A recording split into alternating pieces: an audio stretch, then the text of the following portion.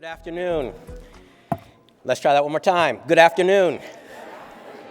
Thank you. I know that it's really hard to come back from lunch, so we have a challenge ahead of us, but we have a really, really wonderful panel.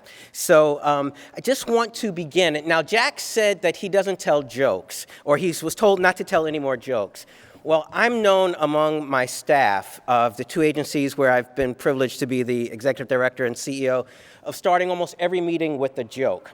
So I wasn't going to do this, but since Jack has started and he made a reference to it, I'm going to start with a joke. And then if there's time permitting, at the end, I'll say another one. All right, see how this goes. Two fish were swimming side by side in a river. And then the first one runs into a concrete wall. And the second one says, "Damn." Okay. No, I'm not. That was not a request for applause. So, but I'm privileged to introduce myself, but most importantly, the National Healthcare for the Homeless Council. And I always like to introduce the council by giving our mission statement. We went through a strategic planning process about 4 years ago, and one of the outgrowths was a new mission statement. Now, I purposely decided I wasn't going to show slides, but this is one slide I wish I did share, so you would have it. But it is grounded in human rights and social justice. The National Healthcare for the Homeless Council mission is to build an equitable, high-quality healthcare system through training, research, and advocacy in the movement to end homelessness. And there are a few important parts in there. And the first one is that we say that we are grounded in human rights and social justice because we believe that housing and healthcare are human rights. We believe that trying to secure those rights for people in this country is a matter of social justice. We also say that we want to build an equitable, high-quality healthcare system. And that order is important because I firmly believe that we cannot have a high-quality system unless it is also equitable.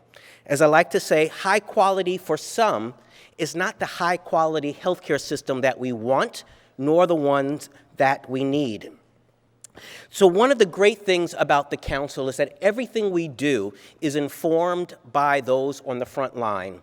We support the 300 Healthcare for the Homeless programs and well over 100 medical respite, or as it's known here in California, recuperative care programs through training, research, and advocacy. But really our secret sauce is that we are that vessel that facilitates the sharing of information, the best practices, what works, what didn't work. We shorten the learning curve for everyone. And I like to say, whatever you're doing in healthcare, serving people experiencing homelessness, if you're trying to figure something out, someone has either figured it out already or is working on figuring it out at the same time. So there is never a need to figure things out on your own. I also just want to say that I said we're informed by everything we do is informed by those on the front lines, and that is the thousands of clinicians that work in healthcare for the homeless programs and recuperative care programs, administrators, but also those with the lived expertise of homelessness. And I thank Lisa for calling that out. Really want to value the expertise. And it's important, and I will come back to that towards the end of these remarks of talking about that.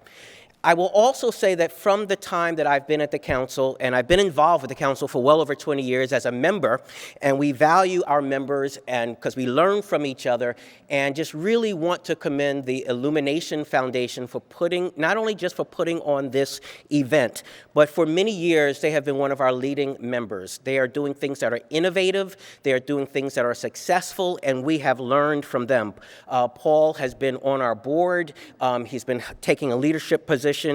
Pooja we know well, and we just keep an eye on what you're doing in Illumination Foundation. You are the largest provider of recuperative care in the country, and it's never been more important here in California with the rollout of CalAIM that we figure out how to do this well so these lessons can be exported to the rest of the country. So really want to thank Illumination Foundation for this day's event, but also for your leadership over the many years. So thank you, Paul and Illumination Foundation.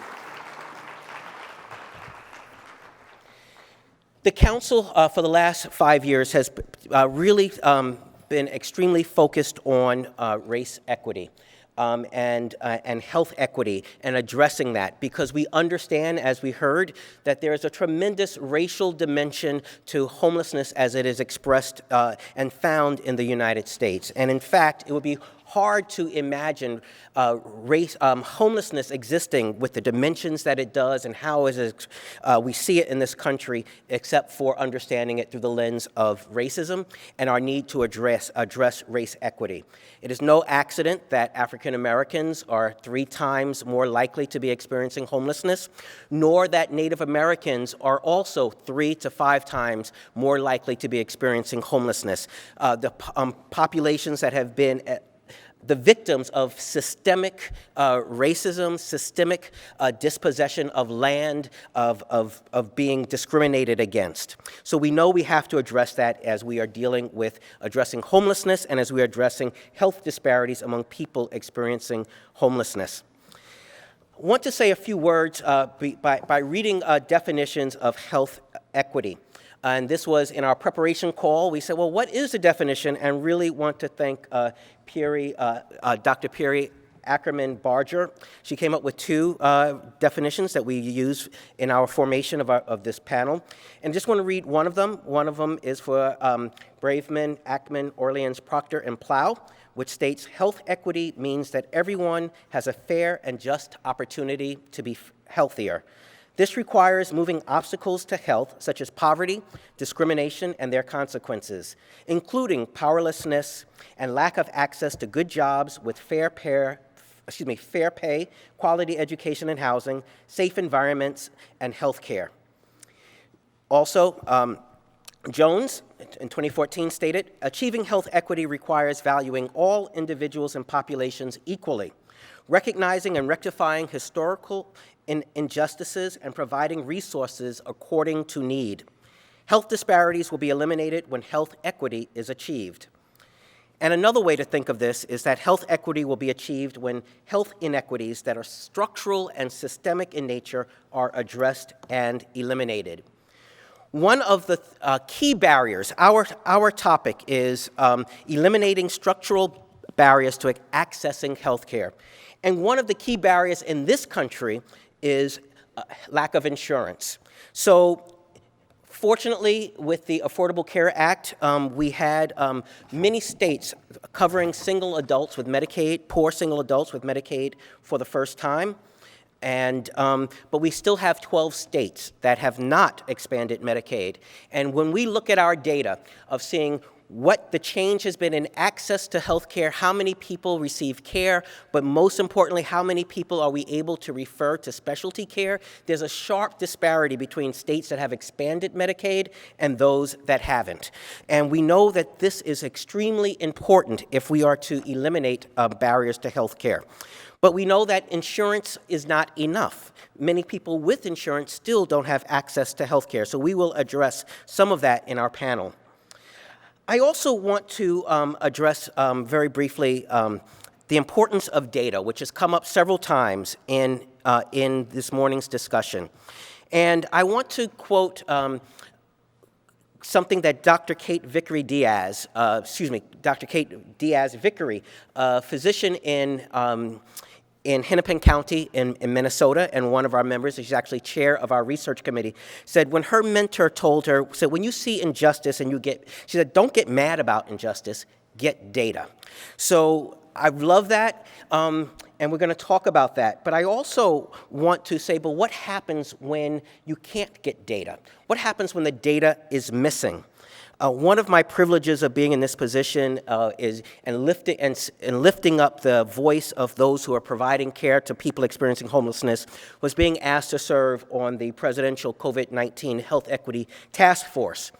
And our outcomes, if we had to narrow down our recommendations, one of the top key ones is the importance of disaggregated data. We need to be able to look particularly at populations, in particular, to evaluate whether there are inequities or not and whether they are receiving care and getting good outcomes. One of the subject matter experts that we interviewed that spoke to us said missing race data is a form of racial oppression. And you can take that race and put in missing housing data is a form of housing oppression, because one of the ways that inequity exists and thrives is in the shadows. If we can't call it out, then people can just pretend that it doesn't exist and that there's nothing that they have to do about it. So we really need to focus on data, and we will talk a little bit about that. Another thing I will talk about, or we will talk about, is person-centered care. I want to talk about that and the phrase, the lived expertise of homelessness. And one of the things that I have really admired about the National Healthcare for the Homeless Council during my many years as a member, and now for 5 years as the CEO, is that has always been part of our DNA. We want to make sure that people with the lived experience, people with the lived expertise are right at the table in all that we do. In the last 2 years, we've codified that by saying that no less than we have a percentage to making sure we have a minimum number of people on our board of directors with the lived expertise of homelessness, and we exceed that percentage. And they are on every of our board committees, all of our networks, and we make sure that in our annual conference that people with the lived expertise are well represented to inform us. But I want to use a baking analogy, and that is, it is really, really important that we really bake in our commitment to listening to those with the lived experience from the very beginning. Not coming up with our ideas and then running it past them, asking them to comment on it. We want to make sure it's baked into the recipe from the very beginning. Just like we want to make sure that our commitment to equity is baked into the very beginning. Otherwise, what it is, it's like sprinkles. After the cake is cooked, we're going to sprinkle it on it, and it's like checking the boxes. That won't affect the recipe. That won't affect structural inequities in our society. So I like to say that homelessness is both a public health crisis and a moral crisis. And I say it's a moral crisis because, as we saw in the slides today, earlier this morning, we have the means within our country to solve homelessness. And I kind of disagree a little, but this is just me, of saying that we're not going to solve homelessness soon. I really believe that we can. It really is a matter, as Dr. Sam Simbera said, we know it works, we just have not scaled it up to size, up to the scale that it is needed.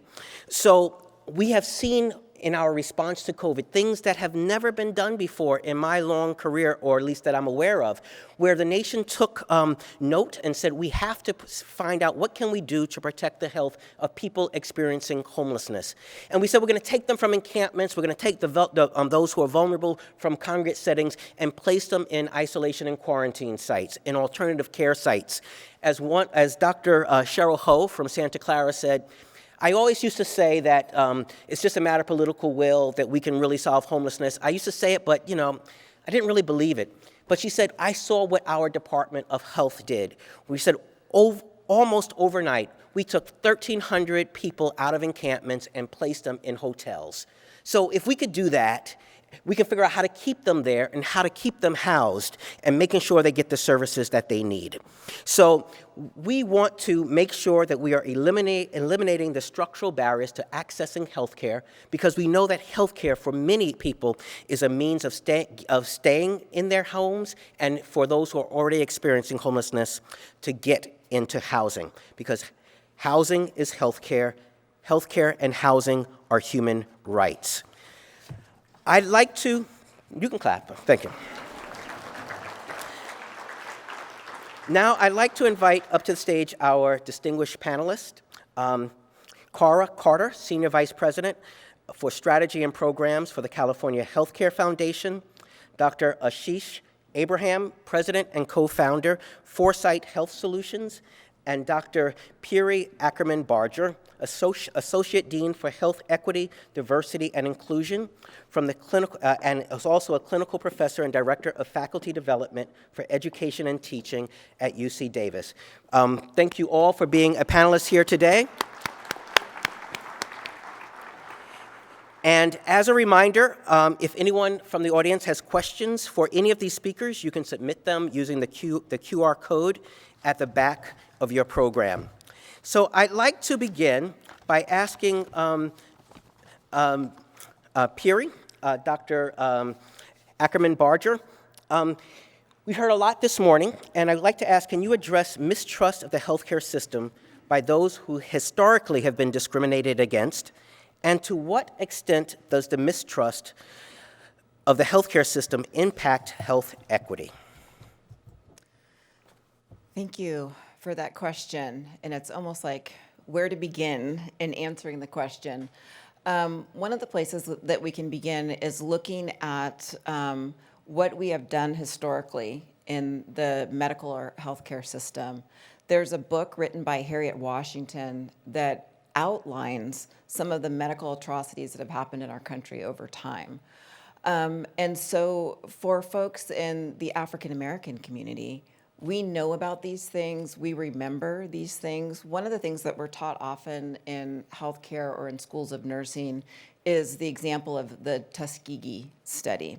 I remember learning about this in nursing school and thinking, well, that happened a long time ago. Like, this is a different world. And then I remember looking at the time period, 1930 to 1970. I was born in 1970. Suddenly it was like, this happened in my lifetime.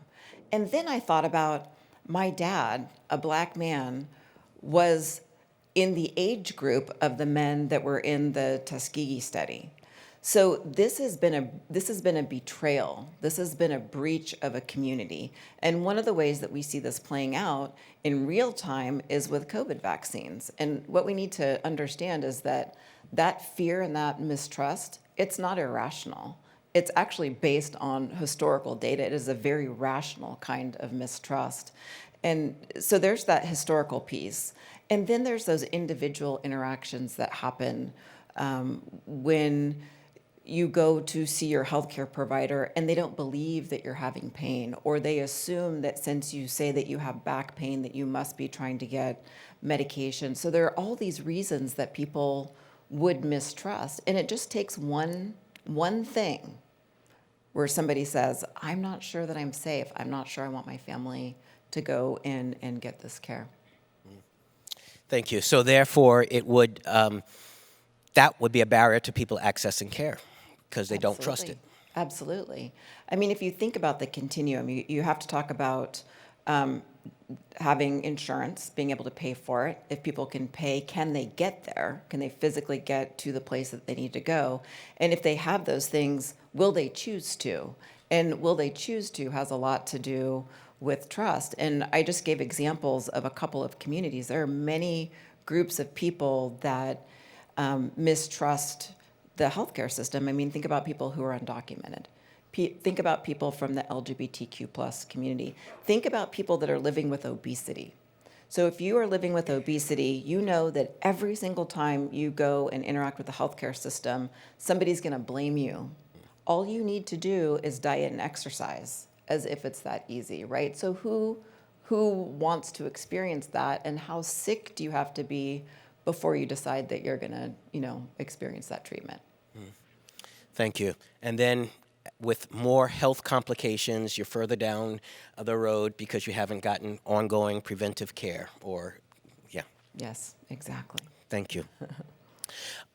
Dr. Abraham, really appreciate your work in artificial intelligence and looking at how to use data, and quoted some others in my opening remarks.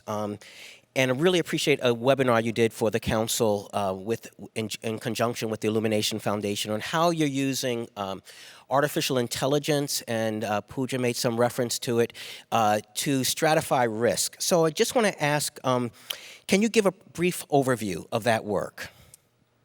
Thank you, Bobby, and thanks again for the opportunity to present here with this esteemed panel. My interest in data actually comes from an interesting background.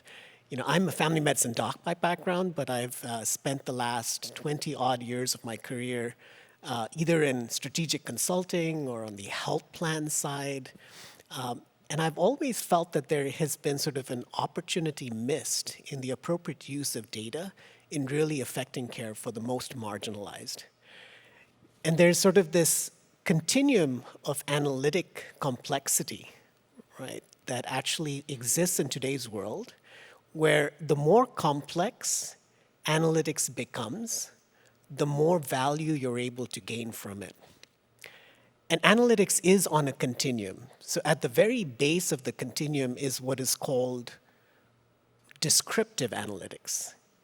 You're going to take what you know from last year or from the last 3 or 4 years and try to draw meaningful output from that. How many clients are homeless? How many clients have diabetes? These are descriptive analytics.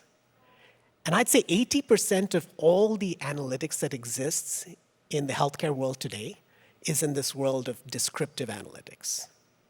The next tier of complexity is what is called diagnostic analytics. So let me take the descriptive information that I've collected over 1 year, 2 years, 10 years, and try to identify a diagnostic component. So for a disease focus, that might be, say, how many people with diabetes have not had a particular test or have not had an HbA1c. On the social services side, it could be how many people who are homeless have not had access to food or have not had access to a primary care provider. These diagnostic analytics are another 10% or so of what exists in the marketplace. What I think is really the future of analytics within the healthcare and social services realm is the next 2 tiers of complexity. And that's kind of where I am most excited about. And that's the predictive analytics component and the prescriptive analytics component. Predictive analytics takes the data from the past and tries to predict what the future might look like. So in the case of a social determinant of health, it might be to say, well, how much does housing actually contribute to a significantly worse outcome for the patient that we're serving? Or how does the lack of nutrition or food contribute to a complication in healthcare? And that's really important because it allows you to derive value out of the historical data in really identifying where we can focus our time and effort in the now and in the future. The last bastion of analytics is really this whole sphere of prescriptive analytics, which is going into this futuristic world of foresight. Not only can I predict using data what patients might be at risk for a future adverse outcome, but prescriptive analytics takes all of the actions and interventions that you've also done in the past and starts trying to say, what actions or interventions or enabling services actually have the most likely impact on that positive outcome of interest? And that's actually already in existence. AI machine learning is being used in the medical science world, right down to the gene therapy level, to say, if I modify a component of a gene, how can I change an outcome? We are thinking, and we're saying that there's an opportunity in the social services world, in the community-based organizational world, to take these same principles and apply it in a way that can actually improve outcomes, but do it in a very focused manner to really drive the greatest value out of healthcare as a whole. And that's what everyone wants, right? They want value out of the care system. But unfortunately, the value in today's world is being defined by a very narrow focus on costs or utilization. And that's where I think there's an opportunity to be able to build a broader spectrum of data outcomes, focusing on social determinants of health, focusing on all those things that we know are going to have an impact on health outcomes but have been traditionally ignored. That's where analytics is heading, and that's where I find the greatest opportunity to really make an impact. Thank you.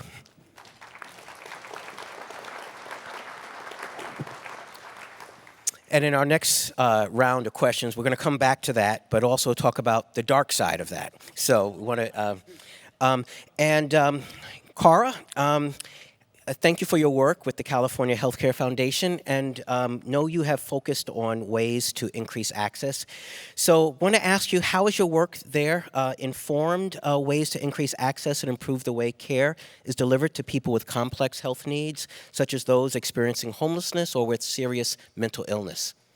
Thank you for the question, and thank you for the opportunity to be here. It is really a pleasure. I've told a few folks at lunch that it's my first post-COVID conference, so I'm trying to reorient myself. Look, you talked about homelessness, and I want to put homelessness in the context of equity. And you gave a great set of statistics in your opening. I want to bring them home to California. So we live in a state of tremendous wealth and tremendous promise, and a state where about 6% of the population is Black and about 40% of the population of people experiencing homelessness. And I want us just to sit with that for a minute, because I find that statistic both unsurprising and staggering at the same time. And, from where I sit, the fragmented, we talk about a healthcare system, and I'm not entirely sure we have a healthcare system. I think we should have a healthcare system, but what we have today is a fragmented set of different types of healthcare system that are both, in my mind, a product of and an example of the systemic racism that is prevalent in our country. And so I sit with that too. I have a colleague who talks about, she talks about CalAIM, and she talks about, how you create a health and care system that meets the needs of people experiencing homeless and other Californians with very complex health needs. And she uses this great analogy. She says, imagine what it would take or what it would feel like if you were asked to go cook dinner, and you were going to go and buy the ingredients. And then you realized you had to go to one store to get the protein, and you had to go to a different store to get the grains, and then maybe like a third store to get the vegetables, and dessert comes from a fourth. And then you realize that each of them takes a different form of payment, right? They don't all take the same check or the same credit card. And then imagine you have to do that, and you don't have a car, and you don't have access to good transportation, and you have people that you're caring for or are caring for you at home. And that, unfortunately, is the complexity of what we call a healthcare system in California. So when I think about this, I think about the question as, a step back and saying we both need to address the social drivers or social determinants of the health challenges we see. And we also need to address the very real barriers that are in the healthcare system. So for me, that's all around centering equity. And I do very specifically mean race equity in this context, because that is where we see the biggest drivers of difference in outcomes, real lived outcomes for people. And we have to do that, I think, in 4 ways. So the first is really around engaging patients, families, people with lived experience. Recognize that I'm a white person. I can never be an expert in racism. I can hold others up and I can be supportive, but I cannot be an expert. And I think the same applies for almost everything in health. I am also, I have been a cancer patient. I can be an expert in that, right? I have not experienced homelessness. I cannot be an expert at that. So we need to find voices from people who do bring lived experience and expertise to help us design solutions that make sense and work for them. The second is really around integration. So, back to my comments on the fragmentation in our system, the root of that for me is that you have to seek behavioral health care in one place, physical health care in another. They are funded from 2 completely separate and different systems. And the reality is that most of us have both kinds of needs, because the mind, like the teeth, are part of the body. We have one body and one human system. And so we have to find a way to ensure that our health system is designed to meet the whole needs of a human being. The third is around, and I think you've talked about this too, we heard a lot about it this morning, around culturally and linguistically appropriate care. So I live in a state where the largest population is a Latinx population. 40% of the population, 6% of the physicians. That is not a long-term winning strategy for delivering the kind of care that the population demands and the population deserves. So we have to find a way to address that, both by growing the next generation of healthcare workers and healthcare leaders, and by addressing the biases, implicit or not, and the racism that we see in the system that lives today. And then the last thing I would lead you with is really around accountability. So you talked about value-based payment, value-based care. I take that to payment, outcomes, what we measure, how we center quality and equity in our measurement and accountability systems in the system. We just, COVID, I think, if did nothing else, illustrated how long we have to go in trying to address some of those very real, very pressing problems. Thank you. Thank you. So you addressed 4 components that we have to address, and one of them was making sure that those with the lived experience are at the table. Also that I want to come back to Piri and ask a question. Because also one of them was about, I want to ask you to expound some more on needing to make sure people that you understand the person, the care provider. So what is the value of a diversified workforce and having those with lived expertise at the table, not just in the patient examination room, but also in the classroom, in research, in those setting policies? What is the value of having that diversified workforce?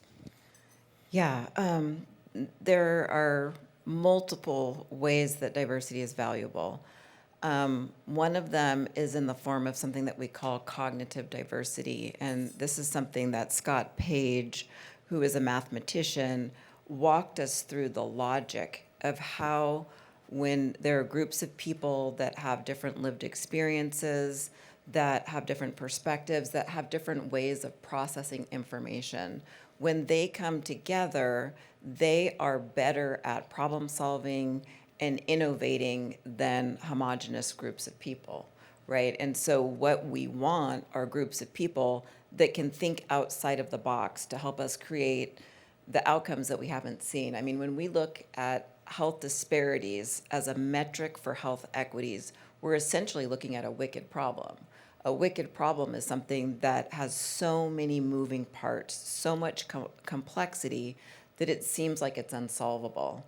But we're not gonna go for unsolvable. We're gonna go for, we created this system and we can uncreate the system, but we're probably not gonna do it the way that we've always done it. So we've got to do it differently. And one of the ways to do it differently is to have more representation.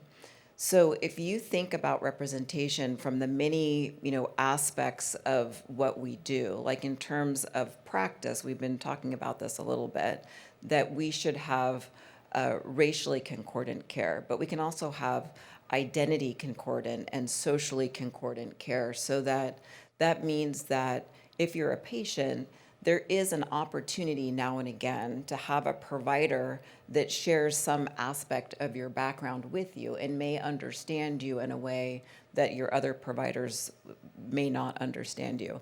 And as I say that, I want to say the caveat that we can certainly take care of each other across racial and identity groups, as long as we're in that process of continually learning about groups that are different from our own.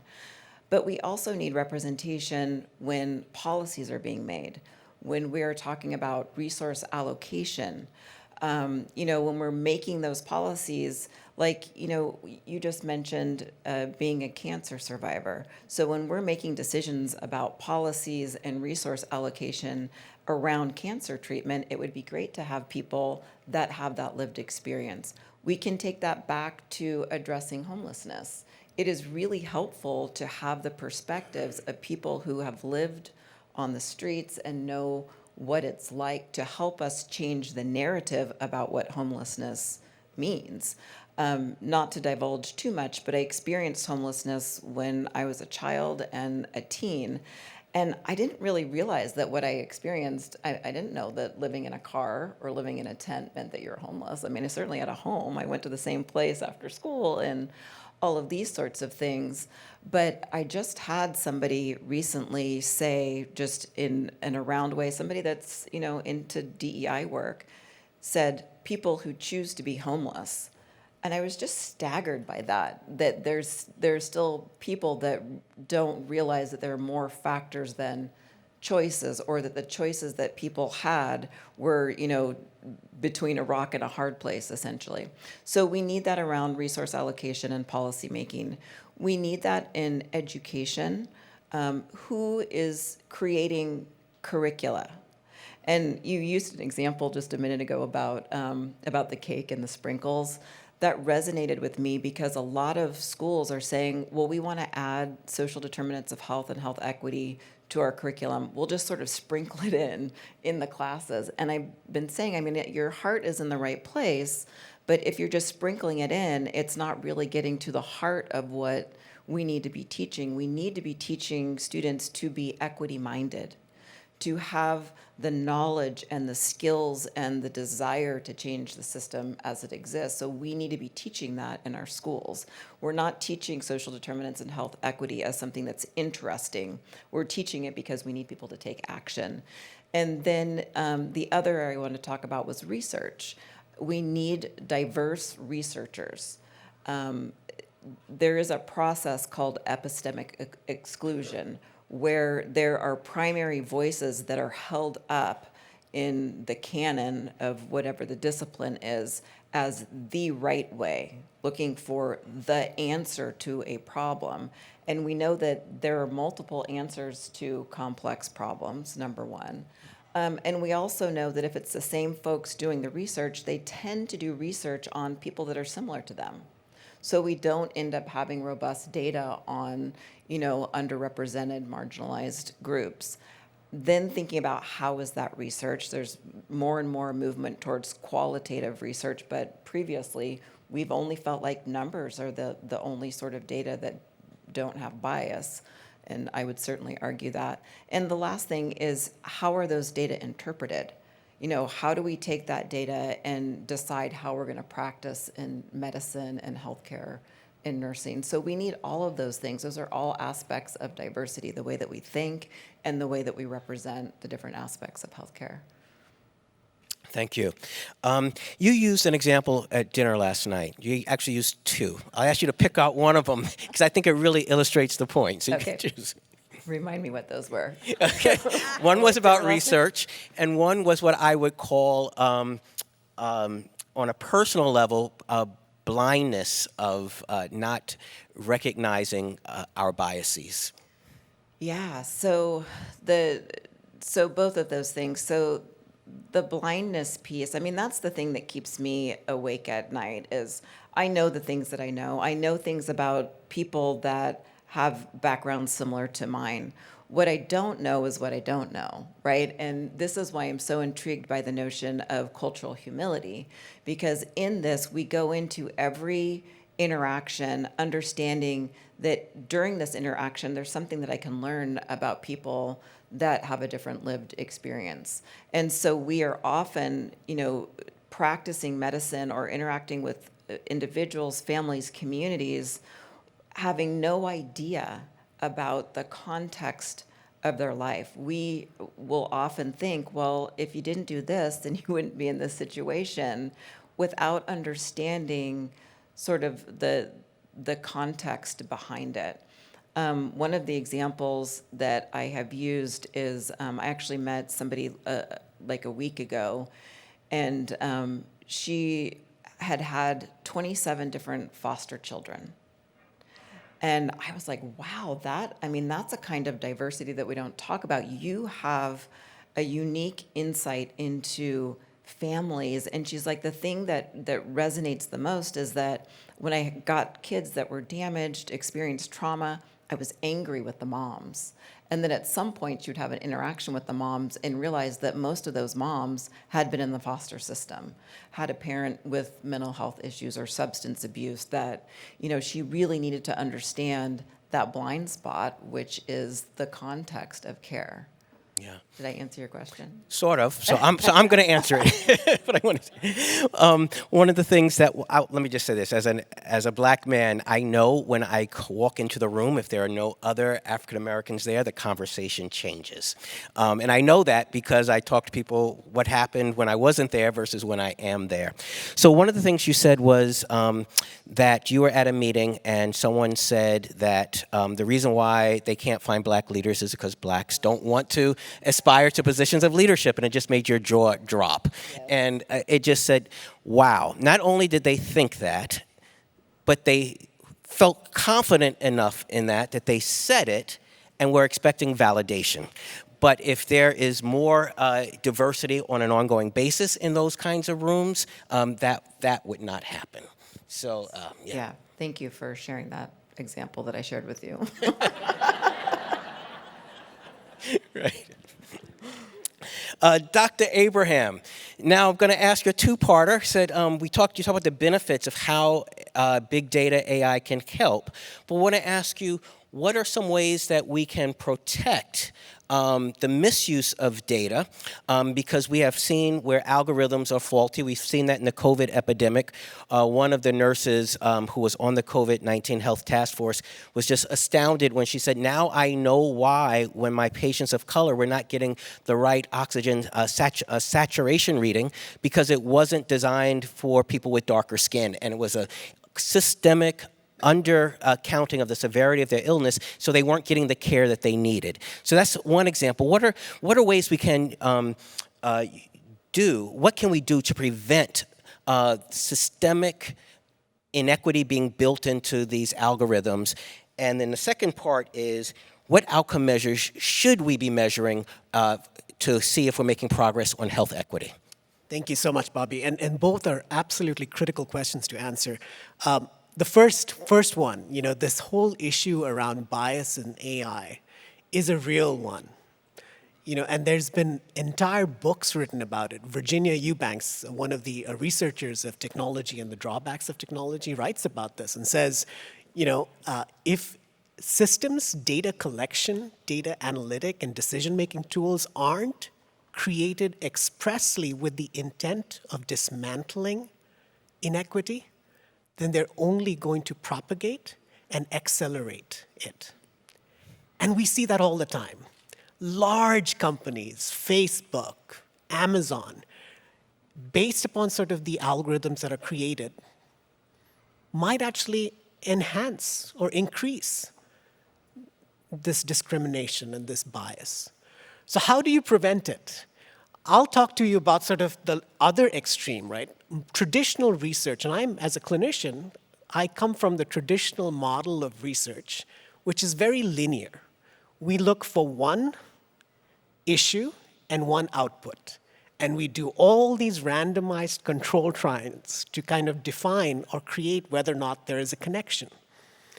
As we know, healthcare is so complex. Thousands of diseases, thousands of social determinants of health, thousands of activities that are being done, right?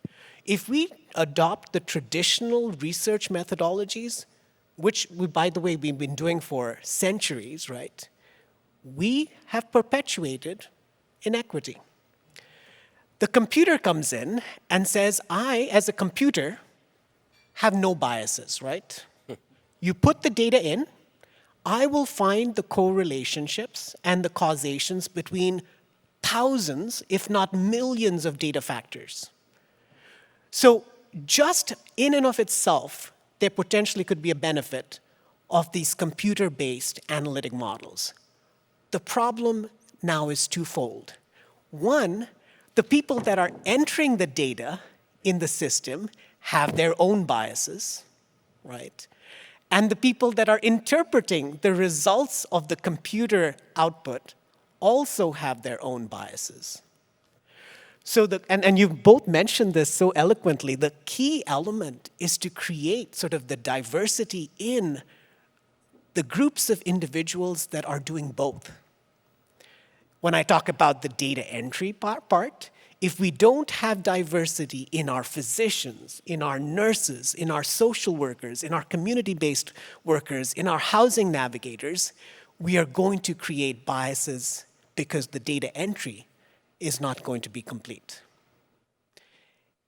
If we solve that issue, right, and then leave it up purely to the data scientists, the data scientist, unfortunately, is 90% Caucasian world today, right? You're going to add another layer of bias there. So we are talking in the analytic world, in the technology world, to increase the diversity of the workforce in the analytic side as well. But that also, those two factors in and of itself, might it move us in the right direction? There's another factor, and that is our tools for data collection. When we talk about SDOH data, it was fascinating for me to realize, and I'll share one example out of the state of Hawaii. What we found is that when we were using the traditional mechanisms of data capture, and I'm talking about an assessment tool, I'm talking about an SDOH survey tool, Prepare was the one that this particular set of organizations was using. They were asking all the right questions, and yet many of the clients were not sharing accurately their true social determinants of health. Why? Number one, they found that the people asking those questions were asking it from a very clinical, sort of disconnected process just to collect data, right? And social vulnerabilities are deep-rooted vulnerabilities. Sharing that information is deeply personal, right? If someone were to ask me, do you have enough food on the table to feed you and your family? I would not share that information openly unless I trusted someone, right? So it was not just the people asking the questions. It was who was asking the questions, and we found that Native Hawaiian community health workers were getting that information much more accurately. We've also found that they were getting that information not in the survey tool itself, because a lot of people in the survey tool were saying, I don't want to answer that question, right? But we started analyzing using another AI machine learning tool called natural language processing. We started analyzing their notes.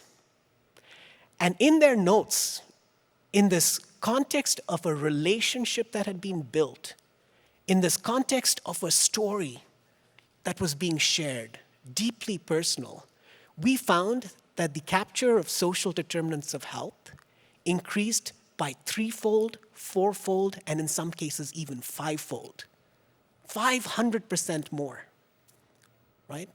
Not through these standardized, very sterile and clinical assessments, but through this conversation, through this relationship of trust. So it is not just the right people asking the questions. It is not just the right people analyzing the data, but it is also using sort of the technology advances to be able to find the right means of capturing that data.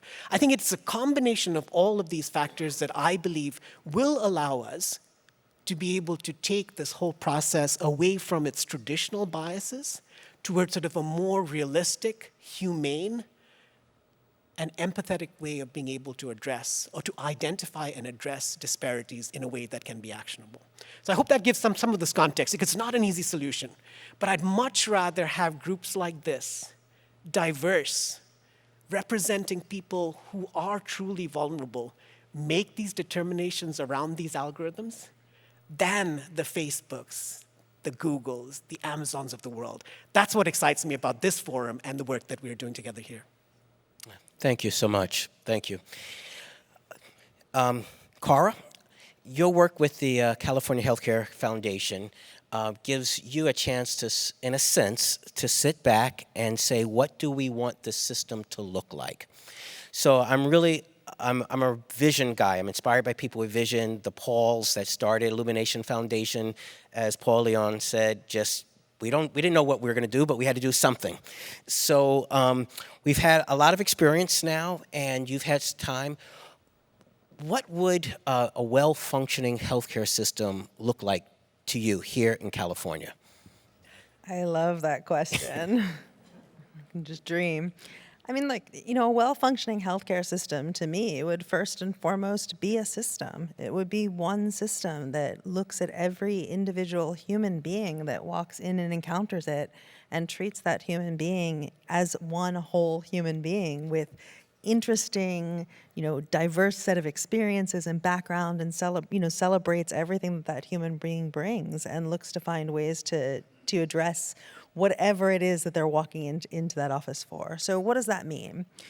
In some ways, it's the opposite of everything that I laid out when you asked me the earlier question.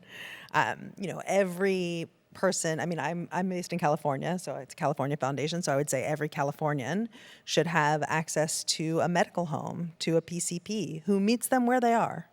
right? And maybe that's in a doctor's office or a physician's office or a provider's office, and maybe it's not, right? Maybe it's somewhere else. Maybe it's on the street. Maybe it's somewhere else. Meets them where they are. And that group of providers, and it is a group, it's a team of people that are looking after a person, that group of providers is able to provide the kind of culturally humble and linguistically appropriate care that we've been talking about, that it's a workforce fundamentally that's meeting people's needs by being connected to community. So it's, that team is a mix of physicians and nurses and other kinds of health professionals and community health workers and other CBOs and all of the different people and systems that make a care system for a human. It's also family and friends and caregivers, and that those folks are able to come together to look at a full set of needs, and that the folks that are licensed or paid are. I really appreciated, Perry, what you said about, we can care for each other across differences as long as we approach with a reasonable knowledge of what things we know and what things we have to learn and what things we don't know. And so there's something for me about the healthcare workforce coming to terms with that. I mean, as health professionals are trained to look for their own expertise and to be experts and to be the person who knows all the things, not to look for the places where they don't know all the things, and where not knowing all the things might open up whole new possibilities for how to engage with the patients that are walking into their provider offices. So I'm really interested in that. And then I'm interested in how those health services seamlessly connect with this whole range of other services, be they, social services that address social drivers of health, be they behavioral health services, be they oral health services, be they schools, or, all the different ways in which you can imagine that people look for support and care in the world. And then I guess the last couple of things I'd say, we haven't talked about telehealth at all. And, for me, Foundation's been working on telehealth for 10 years. I would say for 10 years, we kind of struggled to find a breakthrough in telehealth. And literally overnight in March 2020, every barrier just melted away. It was really it was remarkable to watch. And there's a role for that in this system, right? That's part of meeting people where they can get their care. So for somebody for whom a trip to the doctor's office is an afternoon off work, and 2 bus trips or other forms of transit that they may or may not be able to afford, being able to pick up a phone and have a conversation with somebody who can write a prescription or help address their problem is huge. I mean, it's huge. So making sure that we find ways to incorporate all of these innovations and new things that we've learned over the last few years, that we find ways to sustain them, is really, I think, central to the care delivery model of the future. And then the last thing I would say is that we have to, in my mind, the care delivery model sits in the context of the system that supports it and pays for it. So some of the things that we would need to do to create the kind of living the dream of the care delivery we'd like to see are the things that I nodded to earlier, right? They're how we hold providers to accountable for the kind of care they provide and the quality of care they provide, how we center equity and race in that conversation, how we ensure that in continuing education, people address their own biases and their own assumptions they walk into every conversation with a human with, how we pay for care, right? and what we're paying for. So all of these things to me are wrapped into the system. How we exchange data, we haven't talked about that at all, but it's a really big problem. It's a really big problem here in California. It's a really big problem across the country, and it's a big enabler. Great, thank you. I'm going to turn to some questions that have been submitted from the audience. So I'm just going to throw this question out to anyone that cares to answer it. And one of the biggest drivers of disparities is language barriers among non-English speakers. So question is, we have seen this, perhaps as we have with many disparities, more clearly than ever before due to COVID. So just want to ask, are there any points we can take away from our experience with COVID or suggestions? How can we make sure that we overcome and account for the needs of non-English speakers? I mean, I can offer an opening thought, which is, this one, I love this question. This one in my mind is truly low-hanging fruit. We actually know how to do this, we just don't do it. I mean, truly, right? We have standards, we have national standards. This, in my mind, is a question of accountability. So, what a provider does, do they tick a box that says they've met a set of standards, or do they really figure out how to engage with patients? I mean, this one should be one that we can solve, and I actually think it's shameful that we haven't. And to add to that, I think it is a reflection of sort of another issue that we have talked about earlier, which is diversity of our workforce, right? If we truly were diverse enough to reflect the communities that we serve, some of these language barriers shouldn't really exist. We should not have to resort to language translation lines because our organizations reflect the communities that we serve and therefore reflect the variety of languages that are reflected in our community. But it's hard, right? There is a cost factor involved. And oftentimes, and I'm putting on my health insurer hat now, is that we do this ROI cost calculation, right? And our ROI calculations are usually one-year calculations, which means that if I provide translation now, I'm going to increase my costs in this first year because now they have access to care, right? But if you start looking at ROI over 2, 5-year, 10-year horizons, it changes dramatically. And we've seen that in our own data, right? But I think, unfortunately, especially when you're driven by the street or by short-term quarterly focus, that oftentimes get ignored intentionally. And that can be very easily solved, as you said, Kara, but you need that institutional will to do so. Thank you. Dr. Abraham, I'm going to ask you to address quickly some of the things dealing with value-based care and data. We know that value-based payment, as Kara said, when we talk about value-based care, but often it's dealing with value-based payment, as you said, how insurers look at it. How can we use data correctly to address value-based payments? I look at it in sort of a fourfold structure. And the four F's, so to speak, are number one, fragmentation. We know the system is horribly fragmented and fractured. So if value-based payments and value-based care is designed to bridge those gaps between medical care, behavioral care, substance abuse, social services, whether it's housing, nutritional, immediately you're going to start creating true value overall, right? So one is if value-based care can address sort of the fragmentation problem. The second F is fairness, right? And the larger you get, the more focus you are on the aggregate, and so you can bury some of these smaller discrepancies and discriminations that occur. You say, my overall results are great, but they're not equal, right? And so creating fairness and equity within subpopulations of these value-based care programs is going to be critical. So rather than rewarding or creating value-based contracts that are focused on all, focus on the marginalized, focus on the vulnerable within that.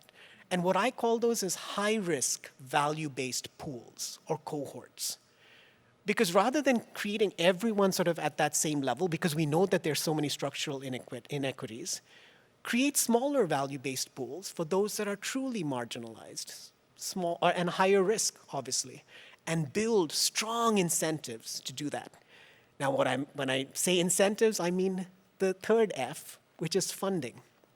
If you create value-based contracts purely based upon funding for cost containment, guess what? You might get cost containment. You will compound all of the other structural inequities that exist.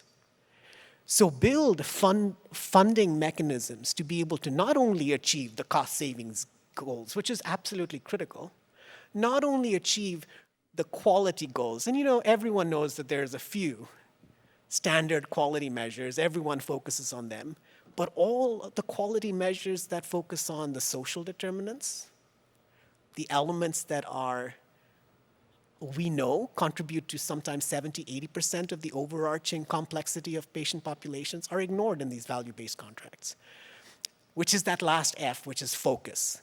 Focus on not only the populations that can really truly be impacted and pulled out of their marginalization and their vulnerabilities, but also focus using data and data-driven decision-making on the right actions for the right people in the right context. Not just medical actions, not just behavioral actions, not just social actions, but the combination of this lot, right? In that type of data-driven approach, I think is sort of the best alignment of a true value-based contracts. And there are not too many people doing it, but when it's being done, the results are extremely powerful. And we're excited. You know, Illumination Foundation is embarking on that journey and has shown some amazing results on the financial side, on the cost-saving side, by doing this holistic, integrated model of care involving medical, behavioral, and social services. And I'd love to see more of that emerge over time in this true value-based world. Thank you. Just want to see if any of the other panelists want to add anything to that. Okay, great. Another question from the audience is for Dr. Ackerman Barger. Do you think trauma-informed care is enough to address the historical distrust of the medical field by BIPOC patients? And if not, what further steps are needed? Wow. Who sent that question? I'll look for you. No, that's a really good question. And it's interesting because I've been looking at trauma-informed practice, but also the notion of trauma-informed education and trauma-informed research, that these are things that we need to look at. So I don't think that we're going to find a thing that is the answer or the panacea. I think that there are going to be multiple approaches for solving this complexity. But I do think that becoming more trauma-informed than we are in all the things that we do is going to be really helpful. In terms of trauma-informed pedagogy and teaching, you know, we were talking about workforce diversity, and this is one of the things that we do need to address, is that there's a pipeline that happens. So we try to recruit people into our programs. We use holistic admissions, trying to make sure that, you know, we have a student population that represents the patient demographic that we're serving. But then we get them into our schools. And what happens is that we try to treat all of our students the same. And oftentimes, I mean, as we're diversifying our student population, we're getting the folks that represent. We now have people that have come from extreme poverty, that have experienced homelessness, that have all kinds of struggles. So they're bringing in trauma that can be easily triggered. But here's the thing, is that in schools, we can actually traumatize our students. We can cause harm. And that's a similar premise in practice, is that we need to understand that our patients are coming in with their own sorts of trauma, and we all have varying degrees of trauma. But it's possible that you're creating trauma upon trauma. There is a person that I know who had been sexually assaulted, and she was seeking care actually for a totally different issue. She had had some water that was contaminated and having some gastrointestinal, and her provider was insisting on doing a pelvic exam on her. And she's like, I don't need a pelvic exam. I'm like, my stomach is bad. Nope, we're doing this thing. And so it was like she had had a trauma, and then by doing this potentially unnecessary procedure, exacerbated or caused an extra layer to that trauma. And so we really need to have an understanding of what is happening with our patients. That thing that you were talking about, both of you were talking about, that we need to see our patients. We need to ask them the questions. They need to trust us so that they will answer that question. I mean, who's going to go in and say, hey, I know I'm coming in for, you know, intestinal upset, but I wanted to let you know that I was sexually assaulted last week. Like, that's not how it works. So yes, we very much need to get into the world of trauma-informed. And I think that there are going to be multiple strategies that we employ along the way to try to achieve health equity. I hope I answered that question. Thank you. I'd like to just say a couple words about trauma-informed care, and then inform the panelists. Going to ask you for any concluding thoughts. Take 45 seconds each, and we'll end right on time. But just an example about trauma-informed care. One of the principles is that trauma takes away choice from people. And in our care, we try to, wherever it's appropriate, try to give as much choice as possible. So in my former agency, where I was executive director of a federally qualified health center that focused on people experiencing homelessness, we also operated a shelter, actually 2 shelters. When one of them closed, we had focus groups with the residents at what did we do right and what should we change before we build this next one. And one of the things in New York City, the requirement is all the lights have to go out in the dorms at a certain time. And they said, that really is hard. I could be reading something.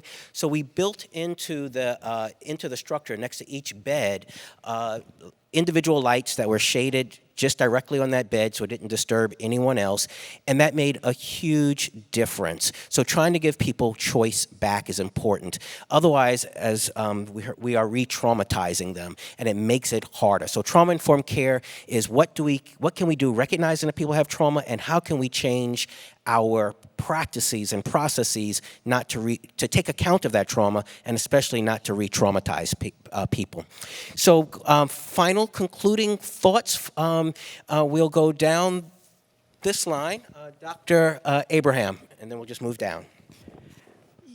We're in an absolutely critical point in time. The COVID pandemic, hoping it's sort of subsiding, but not only the lessons we've learned from COVID, but also all of the social unrest movements that occurred in this last 2-3 years, I think have put so much emphasis and correct emphasis on this issue of inequity, of structural discrimination.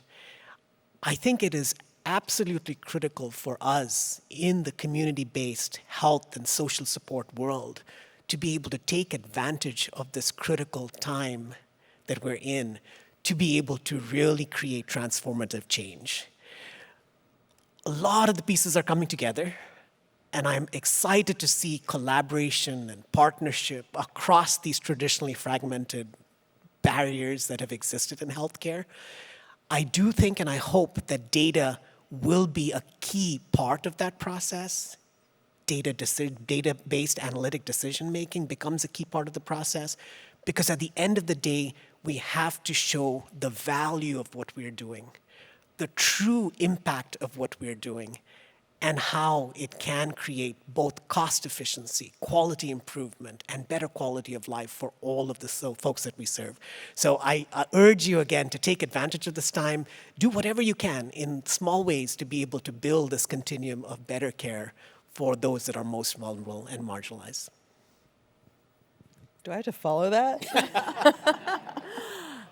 I mean, look, I spent a lot of time talking about problems today. I also think we live in a time of unprecedented opportunity, and I am an optimist at heart. So I would say there are a number of big external drivers and things that are happening right now. A few that I would name that fill me with hope.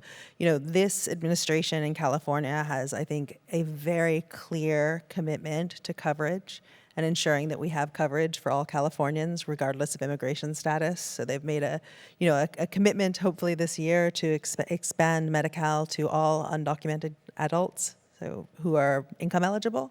That would be the biggest expansion in coverage in California since the ACA. It's really unprecedented and it's huge. The commitment to CalAIM, which I think really is with the CalAIM waiver approval in December, really creates the environment for the kinds of things that we've been talking about this entire panel to be paid for and therefore to happen. And the kind of conversations that we're having with each other, right? So both the conversations, there are many conversations that we've been having for, 10, 20 years, and we're starting to see movement on some of the things that we've been talking about, through expanded coverage, through CalAIM, through more attention to social determinants, through more attention to the workforce, both diversity and geographic spread of the workforce. And then the conversations that we're having now that I don't know that we were having 10 years ago, that are, impossible for me to see how we would move the other things without having those conversations. And those conversations are hard, right? I mean, these conversations about race and equity and lived experience and, who is at a table and who participates and who drives change, who gives up power and who takes up space, those conversations are hard but critical, and I'm wildly enthusiastic to see us beginning to have them. And I'm looking to, my fellow panelists, to you all in the audience. I want challenge. I mean, let's challenge each other to really stand up to those hard conversations, and that's how we drive change in partnership. So potentially a perfect sunshine. Yes. Yeah, my sentiments are very similar to my co-panelists. I do want to say that I've been working in this space around diversity, equity, inclusion for about a decade and a half. And I feel like for maybe the first 13 years, I spent so much time trying to convince people about the value of diversity and why this notion of health equity is important. It was very theoretical. Something fundamentally switched after the brutal murder of George Floyd. We had a national inflection point where people were like, oh, racism is still happening. Oh, I might be complicit in this system where we keep seeing these things happen over and over. So a really wonderful thing has been happening that in my world, I'm not having to try to convince people that there is a problem. People are coming and saying, what do we do? And so in this new narrative, we actually don't know what the solutions are. I mean, people have called me and said, hey, Piri, we need grounded evidence of strategies to meet health equity. And I'm like, we've never been to health equity. There's no grounded strategies to get to a place that we've never been before. But we can collaborate on that. I heard a phrase recently that really resonated with me. It's called goal contagion. And it's almost like we are at this tipping point of goal contagion with health equity.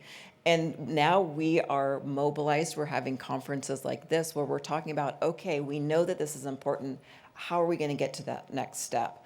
One of the things that I love so much about Illumination Foundation is that this is an example of the kind of innovation that can actually change outcomes for people who are homeless. How can we replicate this model across demographics of people so that it's successful? So I too, I have felt tired, pessimistic, like we're not getting anywhere, but something is happening now, and I am truly hopeful, and I am really grateful to be able to have this conversation with you all. Thank you all for submitting the questions, and really want to ask you to give our panelists a great round of applause. And thank you.